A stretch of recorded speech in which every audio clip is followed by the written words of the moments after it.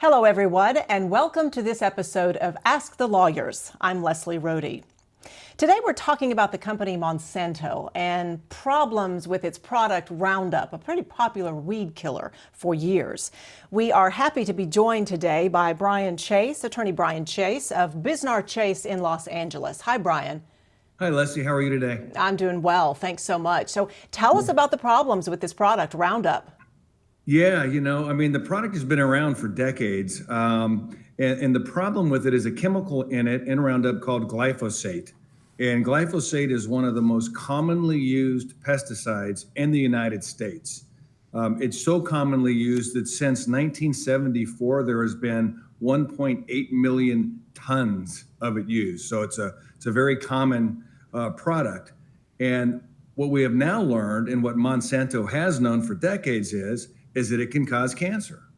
Monsanto knew for decades from their internal documents that we have seen that it is a carcinogen, and they sort of have over the years manipulated their studies, colluded with the FDA to try to, or the governmental agencies regulating this, to soften the blow or soften the effects of what they were finding out. But what we learned in 2017 is the Office of Environmental Health Hazard Assessment concluded that glysophate is a carcinogen. So we've known since 2017 where a governmental entity has come out confirming that it can cause cancer. And then that was further bolstered by additional research in 2019. So we have known for the last few years that this stuff is really bad for you. And that Monsanto has hid that from the public and not warned us about it. And I understand the primary cancer, the non-Hodgkin lymphoma, is what we're seeing a lot of? Correct. That's primarily the type of cancer that we're seeing from it, and that's what the research has shown is caused by it. And so, what Monsanto did with that, and it kind of makes sense now, hindsight being 2020. You put this weed killer on weeds, it absorbs into the weeds, and that's how they die, and that's how you kill them. They've been telling us for decades that it won't, when it gets on your skin, absorb into your body like it does on weeds, and we found out that it in fact does. So what about exposure, Brian? Say I use it just a few times. Do you have to have long-term exposure to this chemical in this product to actually be affected? That's a great question. And currently it's unknown in the scientific community. This has kind of been off everybody's radar for so long.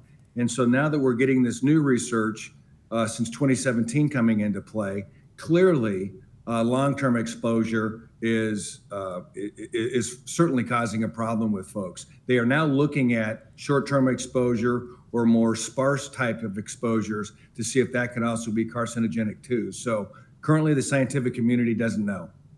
You alluded to this briefly, but I want to make clear here what Monsanto actually has known about Roundup. Does it know, or did it know, has it known that chemical can cause cancer?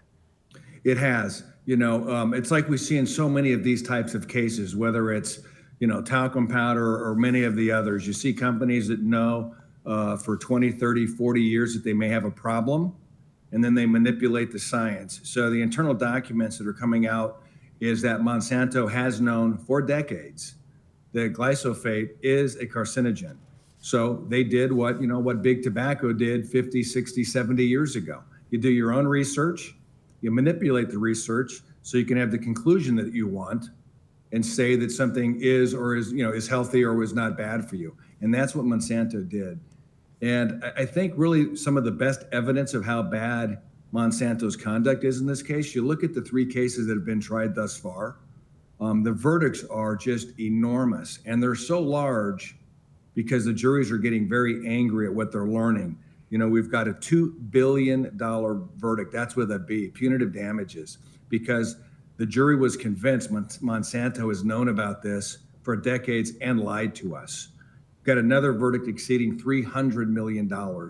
You normally don't get verdicts, in ranges like that unless a jury is very angry.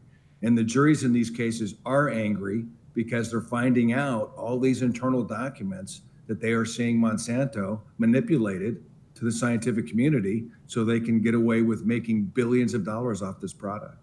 So how does someone take legal action against Monsanto? Yeah, so I would encourage anybody, if they know anyone or have a close family member or friend that's been diagnosed with non-Hodgkin's lymphoma, and they had any interaction with Roundup, even if it's sparse use versus long-term use, you should contact an attorney specializing in these kinds of cases. And in those attorneys, such as Bisnar Chase, we will gather your medical records. We will have them reviewed by our medical experts. And then we or someone else can give you advice on whether or not they think you have a viable claim. But I think if you've had any kind of cancer diagnosis, frankly, and been exposed to this product, you want to consult with an attorney and make sure that your rights are protected. Are there any other symptoms that a person should look for, health symptoms, besides that diagnosis of cancer? I've had a family member that's had non-Hodgkin's lymphoma, and before they were diagnosed, they experienced symptoms that I also now appreciate from these types of cases that people may get, and they don't know about the diagnosis yet. But if you're having poor eating habits, night sweats, loss of appetite, stomach pain, swollen lymph nodes, if you're experiencing any things like that, you should go to your doctor anyway to just make sure you don't have any type of a medical condition. But before you get an official diagnosis, you may be experiencing those types of things, and you're going to want to get it looked at. This has been such a popular product. It's been out there a long time. A lot of people have been exposed to this. Do you have any other takeaways for viewers today? Just that if you've been exposed to the product and are experiencing any type of symptoms, consult with an attorney, because you really need to have your rights protected and to make sure that you either do or you don't have a case against them. They should not be able to get away with what they've gotten away with. And I just always want to encourage folks to protect yourself, protect your loved ones and your family members, and see what your rights are, and then you can make a decision from there on what you want to do. Brian Chase of Bisnar Chase in Los Angeles, thanks so much again for this advice. Thank you, Leslie. I appreciate the time. We thank all of you for watching this episode of Ask the Lawyers. Don't forget to subscribe to our YouTube channel as well. We appreciate you watching. I'm Leslie Rohde for AskTheLawyers.com, where you can choose a lawyer that lawyers choose.